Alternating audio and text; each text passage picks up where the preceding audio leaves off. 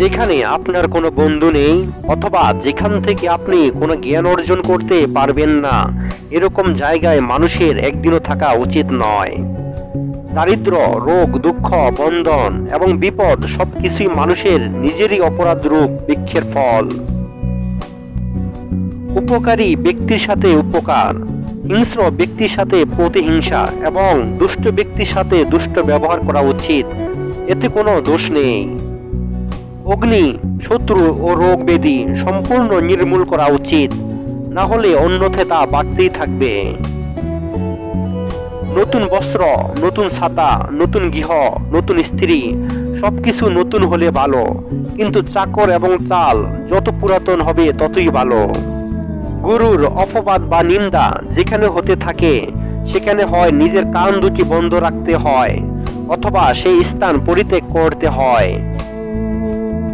পরের স্ত্রী যে মায়ের মতো দেখে, অন্যের জিনিসকে যে মূল্যহীন মনে করে এবং সকল জীবকে যে নিজের মতো মনে করে, সেই যথার্থ জ্ঞানী।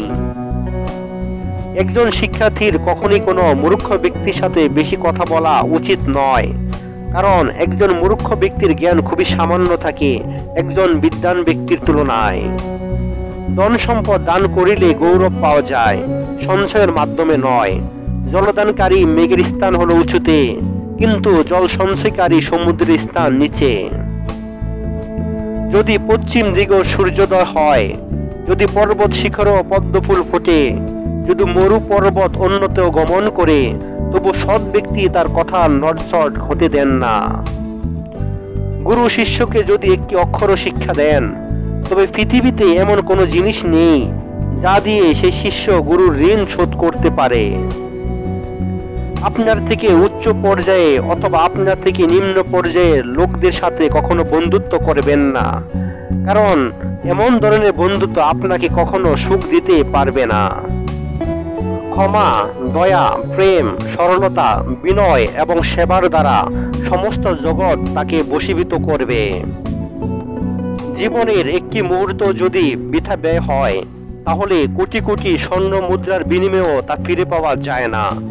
সুতরাং বৃথা সময় নষ্ট করার থেকে আর বেশি কি ক্ষতি হতে পারে? ভালোভাবে দেখে পা ফেলা উচিত, কাপড় দিয়ে ছেঁকে জল পান করা উচিত, সত্য কথা বলা উচিত, মন যেমন চাইবে তেমন কাজ করা উচিত। যার অধিকারে যতটুকু যা আছে তার সবকিছুই বরং সৎ উদ্দেশ্যে ব্যয় করা উচিত, কারণ মৃত্যুকালে কেউই তার সম্পদ সঙ্গে করে নিয়ে যেতে পারে না। যে ব্যক্তি সাক্ষাতে কাজের কথা বলে কিন্তু অসাক্ষাতে কাজের ক্ষতি করে, সেরকম মুখে মধু অন্তরে বিষ বন্ধুকে ত্যাগ করা উচিত। যে রাজা শত্রুর গতিবিধি সম্পর্কে ধারণা করতে পারে না এবং শুধু অভিযোগ করে যে তার পিঠে ছুরিঘাত করা হয়েছে, তাকে সিংহাসনচ্যুত করা উচিত।